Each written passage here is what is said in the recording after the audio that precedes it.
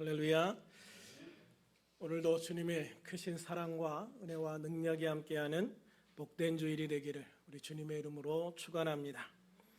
인류 역사상 네 번째 달에 착륙했던 아폴로 15호 승무원으로 달에 다녀온 제임스 오원의 신앙 간증을 보면 참으로 기가 막힌 하나님의 역사를 볼 수가 있습니다.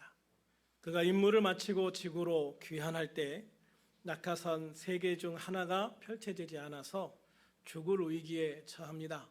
너무 빨리 우주선이 떨어지고 있었기 때문이죠. 계속 그대로 떨어지면 거의 죽는 게 확실했습니다. 그때 비록 10살 때 교회를 떠났던 그였지만 하나님께 간절히 기도합니다. 하나님께서는 그때 갑자기 우주선 옆으로 강한 바람을 불게 하셔서 낙하산 하나만큼의 저항을 만들어 주시고 그로 인해서 떨어지는 우주선의 속력이 줄게 되어집니다. 그리고 무사히 바다에 착륙하게 되어지는 놀라운 은혜를 경험하게 되어지죠. 어떤 사람은 이런 일이 우연이라 말할 수도 있을 겁니다. 재수가 좋았네 라고 말할 수도 있겠죠. 그러나 세상에 우연은 없습니다. 하나님께서 그의 기도를 들으시고 응답하신 결과인 줄로 믿습니다. 그러므로 우리는 기도하는 사람 또는 기도하는 교회가 되어야 하는 것입니다. 기도하되 믿음으로 기도해야 합니다. 내가 기도하는 것이 100% 응답될 것을 믿고 기도해야 합니다. 마태복음 14장에 보면 예수님이 베드로를 책망하시는 그런 장면이 나옵니다. 풍랑으로 배가 가라앉을 위험에 처했을 때에 제자들이 걱정되신 예수님께서는 그 풍랑 위를 걸어 제자들에게 다가가십니다. 베드로는 풍랑 위를 걸어오시는 예수님을 보고 자신도 물 위를 걷고 싶다라고 예수님께 요청을 하죠. 예수님이 허락하시자 그는 바다 위에 뛰어내려 예수님을 향해서 걸어갑니다. 그런데 갑자기 주변에 파도가 보입니다. 그 엄청난 파도, 자기를 집어삼킬 것 같은 그런 파도를 보자마자 두려워 겁이 나고 물에 빠져들어가기 시작합니다. 예수님은 물에 빠져 허우적거리는 베드로의 손을 잡아 건져주시면서 말씀하십니다. 믿음이 작은 자여 왜 의심하였느냐? 믿음이 작은 자여 왜 의심하였느냐? 또한 마태복음 28장 17절에서 예수님을 배웠고 경배하나 아직도 의심하는 사람들이 있더라 그랬습니다. 부활하신 예수님을 지금 자신들의 눈으로 보고 예수님을 경배하고 있으면서도 한편으로는 의심하는 사람들이 있었다는 겁니다. 지금이라고 다르겠습니까? 우리들도 믿노라라고 하면서 큰 문제 앞에서 나도 모르게 여전히 의심하고 두려워하는 경우들이 있습니다. 예배하면서도 기도하면서도 여전히 의심하면서 확실한 믿음으로 나가지 못한 채 신앙생활을 하는 그런 그리스도인들이 얼마나 많이 있겠습니까? 무속인이었다가 기독교로 개종한 심선미라는 성도가 있는데요. 이분이 무속인이었을 때 기독교인들이 많이 찾아왔다고 합니다. 그와 관련해서 CTS 뉴스와 인터뷰한 내용이 있는데요. 내용은 이렇습니다. 옛날에 제가 무속 세계에 있을 때 저를 찾아온 교회에 다니는 사람들이 꽤 있었는데요. 그들은 하나님을 아버지라 믿는 것이 아니라 이 신이 해결 못하니까 저 신한테, 다른 신한테 해결을 받기 위해 무속인을 찾아오는 겁니다. 하나님을 믿기보다는 빨리 불투명한 미래를 보고자 하는 거죠. 제가 무속인일 때도 이런 사람은 그리스도인이 아니다, 이런 사람은 믿는 사람이 아니다 라고 생각을 했어요. 무당에게조차 너는 그리스도인이 아니야, 넌 믿는 사람이 아니야, 이런 취급을 당하는 그리스도인, 얼마나 불쌍한 사람들이겠습니까? 왜 이런 일들이 일어날까요? 왜 기독교인들이 무속인을 찾아가고 점을 치러 갈까요? 결국 하나님을 신뢰하지 못하기 때문이죠. 믿음의 모양은 있으나 믿음의 능력이 없기 때문입니다. 하나님 앞에 자신을 맡기고 의지하며 기도하지 못하고 누군가 자신의 답답함을 대신 해결해 줄 시원한 답을 주는 누군가를 찾아가기를 원하는 거예요. 무속인은 그것이 진실이든 아니든 어쨌든 대답은 해주잖아요. 그것이 하나님이 아니어도 상관이 없다는 것이죠. 참으로 어리석은 모습인 거예요. 우리 성도들 중에도 혹시 이런 분들이 있었다면 당장 회개하시고 다시는 그런 곳에 찾아가지 마시기 바랍니다. 재미로 심심풀이로 타로점을 보고 하는 그런 사람도 많아요. 여러분 절대 그런 것도 보면 안 돼요.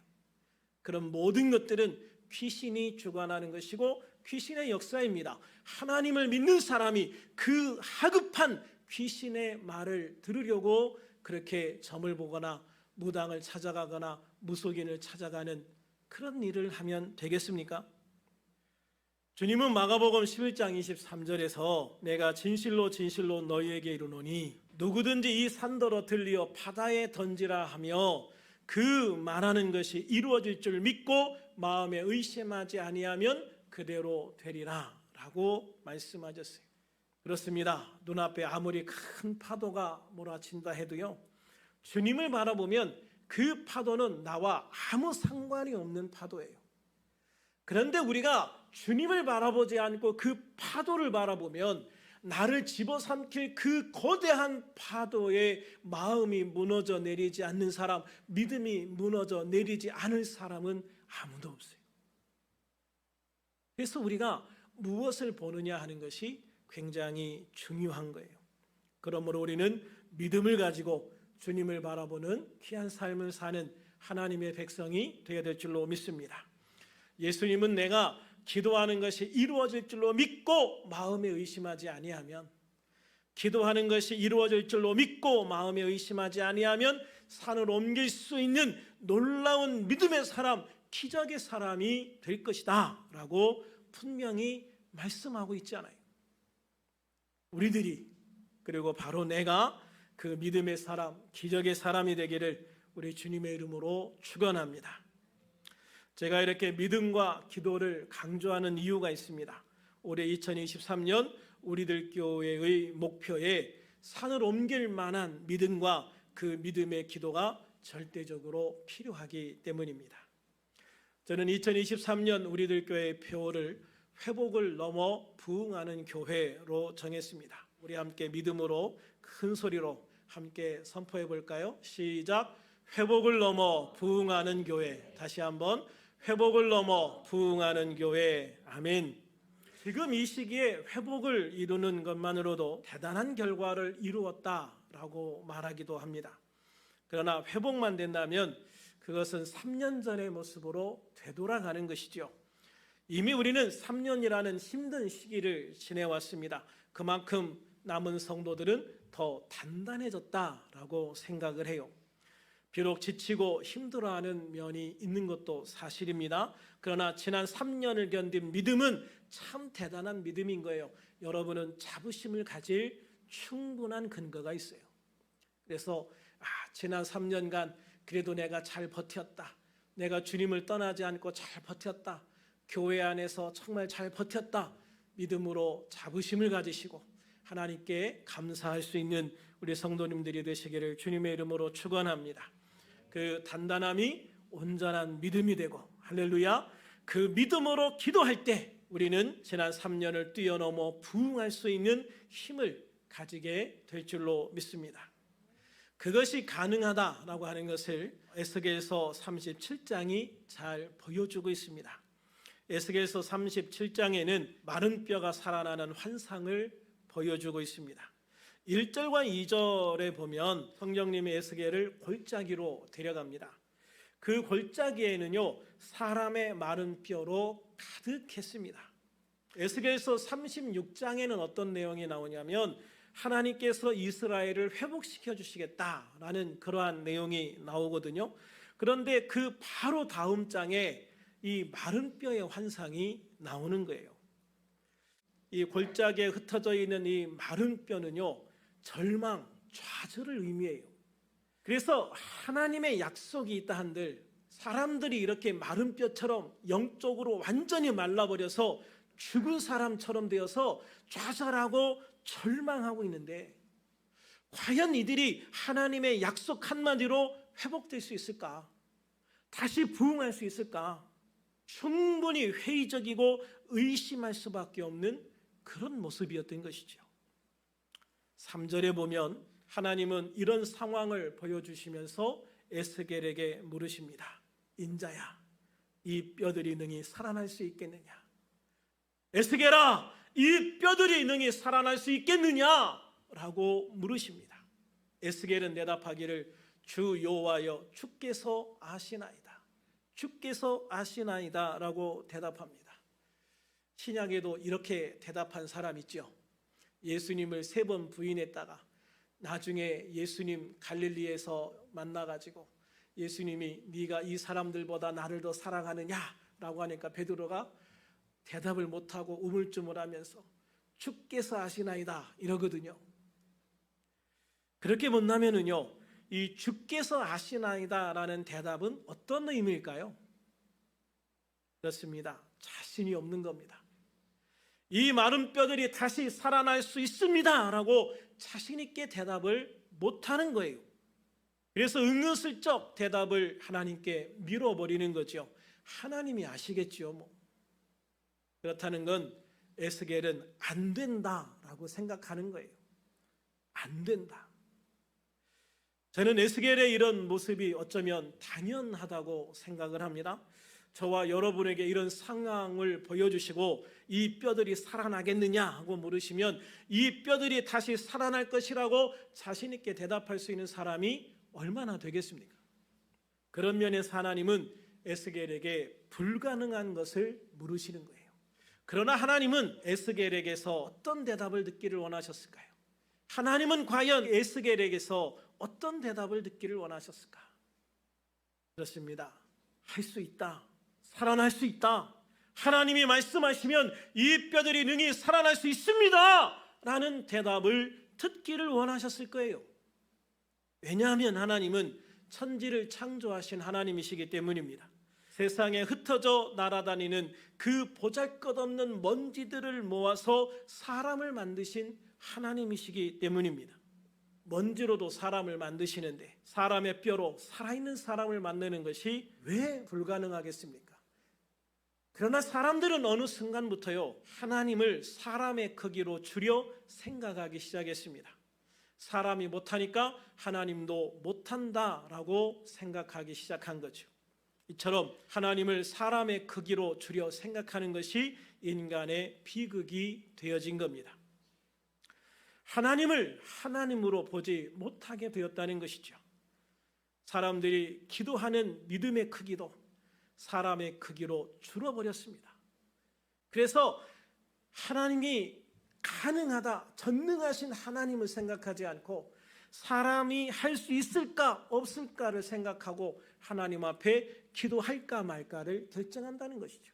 오히려 우리는 사람이 하지 못하기 때문에, 내가 하지 못하기 때문에 기도해야 되지 않습니까? 그런데 많은 사람들은 내가 못하면 하나님도 못한다라고 생각하고 기도하기를 포기하는 사람들이 많다는 거예요.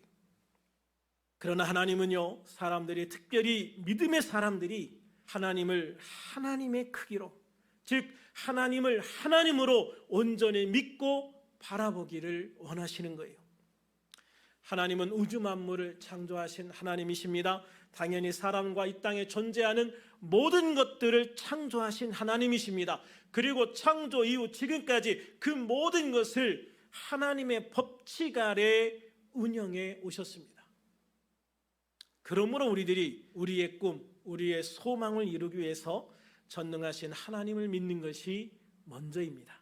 즉 마른 뼈가 아니라 그 뼈에 가루라 해도 하나님이 말씀하시면 다시 살아날 수 있게 되어진다는 것을, 다시 살아있는 사람이 될 수 있다는 것을 믿는 그러한 믿음이 우리에게 필요하다는 것이죠. 그래서 하나님은 이 뼈들이 살아나도록 명령하는 일을 에스겔에게 시킵니다. 자신이 없어 하는 에스겔, 확실히 믿지 못하는 에스겔, 그 에스겔에게 자신의 입으로 하나님의 말씀을 대언하도록 대신 말하고 선포하도록 해서 에스겔에게 먼저 믿음을 갖게 하려 하시는 거예요. 그래서 하나님은 에스겔에게 내가 시키는 대로 이 말을 이 백성들에게 대신 선포하라 라고 말씀하시는 것이죠. 하나님의 아들이신 예수님이 이 세상 모든 사람들에게 나타나 직접 복음을 전하실 수 있어요. 그렇지만 예수님은 그렇게 하지 않으시고 그 모든 일들을 제자들에게 맡기고 떠나가셨죠. 그러나 영으로 다시 오셔서, 성령으로 다시 오셔서 우리 안에 계시면서 우리에게 이 믿음을 가지고 하나님의 능력을 가지고 세상 사람들에게 이 복음을 선포하라라고 말씀을 하십니다. 왜냐하면 주님은 우리가 믿음을 가지고, 하나님을 믿는 믿음을 가지고, 하나님의 능력을 가지고 세상에 복음을 선포해서 한 명이라도 더 많은 사람들을 우리 힘으로 구원하기를 원하셨기 때문입니다. 그래서 주님은 그때나 지금이나 항상 믿음의 사람들을 찾으시는 것을 믿으시기를 바랍니다. 우리 함께 4절부터 6절까지 같이 한번 읽어볼까요? 시작. 또 내게 이르시되 너는 이 모든 뼈에게 대언하여 이르기를 너의 마른 뼈들아 여호와의 말씀을 들을지어다. 주 여호와께서 이 뼈들에게 이같이 말씀하시기를 내가 생기를 너희에게 들어가게 하리니 너희가 살아나리라. 너희 위에 힘줄을 두고 살을 입히고 가죽으로 덮고 너희 속에 생기를 넣으리니 너희가 살아나리라. 또 내가 여호와인 줄 너희가 알리라 하셨다 하라. 할렐루야. 에스겔이 이렇게 하나님의 말씀을 대언하자 어떤 일들이 일어나는가? 7절부터 9절까지 같이 읽습니다. 시작. 이에 내가 명령을 따라 대언하니 대언할 때에 소리가 나고 움직이며 이 뼈 저 뼈가 들어맞아 뼈들이 서로 연결되더라. 내가 또 보니 그 뼈에 힘줄이 생기고 살이 오르며 그 위에 가죽이 덮이나 그 속에 생기는 없더라. 또 내게 이르시되 인자야 너는 생기를 향하여 대언하라. 생기에 대하여 이르기를 주 여호와께서 이같이 말씀하시기를 생기야 사방으로부터 와서 이 죽음을 당한 자에게 불어서 살아나게 하라 하셨다 하라. 할렐루야. 놀라운 말씀이잖아요. 말씀이 선포되자마자 그대로 이루어지는 거예요. 특별히 10절에 보면 이에 내가 그 명령을 대언하였더니 생기가 그들에게 들어가매 그들이 곧 살아나서 일어나 서는데 극히 큰 군대라 이렇게 말씀하고 있습니다. 이 모든 것이 사실 현실은 아니지요. 환상 중에 일어난 것입니다. 그러나 이 모든 것이 현실에서도 그대로 이루어질 수 있는 것임을 분명히 보여주시는 겁니다. 하나님께서 말씀을 주실 때 그리고 그 말씀을 믿음으로 선포할 때 그 말씀이 그대로 이루어지는 것입니다. 흩어져 있는 뼈들이 서로 연결되고 그 뼈에 힘줄이 생기고 살이 오르고 그 위에 가죽이 덮입니다. 그 안에 생기를 불어넣어 살아나라 하니 명령대로 살아있는 사람이 되어 큰 군대를 이룹니다. 이것은 우리 주 예수님의 복음을 통해서 다시 살아나는 성도의 모습을 보여주는 것 같기도 합니다. 우리들이 예수님을 믿고 다시 살아나 하나님의 큰 군대, 그리스도의 십자가 군대가 되기 때문입니다. 이 모든 환상 후에 하나님은 에스겔에게 이 환상의 의미에 대하여 설명해 주십니다. 11절부터 13절을 같이 읽어볼까요? 시작. 또 내게 이르시되 인자야 이 뼈들은 이스라엘 온 족속이라. 그들이 이르기를 우리의 뼈들이 말랐고 우리의 소망이 없어졌으니 우리는 다 멸절되었다 하느니라. 그러므로 너는 대언하여 그들에게 이르기를 주 여호와께서 이같이 말씀하시기를 내 백성아 내가 너희 무덤을 열고 너희로 거기서 나오게 하고 이스라엘 땅으로 들어가게 하리라. 내 백성들아 내가 너희 무덤을 열고 너희로 거기서 나오게 한즉 너희는 내가 여호와인 줄을 알리라. 아멘. 할렐루야. 그렇습니다. 앞에서도 이야기했지만 이 마른 뼈들은 소망 없는 이스라엘 백성들을 의미합니다. 소망을 잃고 마치 죽은 자처럼 무덤에 들어가 있는 자들처럼 그렇게 좌절하고 낭망하고 절망한 모습으로 주저앉아 있는 이스라엘 백성들을 의미하고 있는 거예요. 그런데 하나님의 말씀으로 인해 그들이 무덤을 열고 나와 이스라엘 땅으로 다시 들어가게 하십니다. 이 모든 것은요, 이스라엘 백성으로 하여금 하나님이 하나님 되심을 알게 하려는 하나님의 뜻이었다라고 말씀하고 있어요.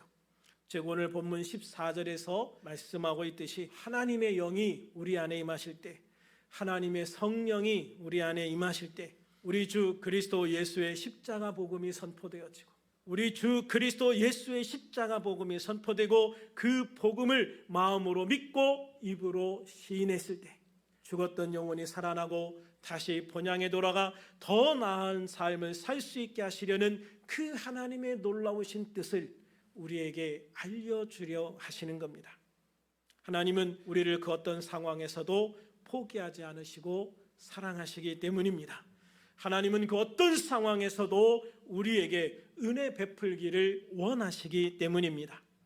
우리들 모두 우리들 교회와 우리 모든 성도들을 끝까지 사랑하시고 은혜를 베풀기 원하셔서 우리에게 생명의 말씀, 소망의 말씀을 주시는 주님, 온전히 그 주님을 온전히 바라보고 믿는 복된 우리들이 될 수 있기를 주님의 이름으로 소망합니다.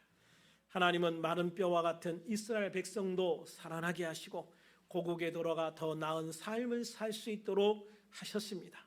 하물며 하나님을 믿고 구원받은 우리들에게는 얼마나 더 놀라운 은혜와 능력을 베풀어 주시겠습니까? 예수님의 복음으로 구원받은 우리들 교회와 모든 성도 위에도 하나님의 회복과 부흥의 은혜를 부어주시고 더 좋은 교회로, 더 부흥하는 교회로 세워주실 줄로 믿습니다.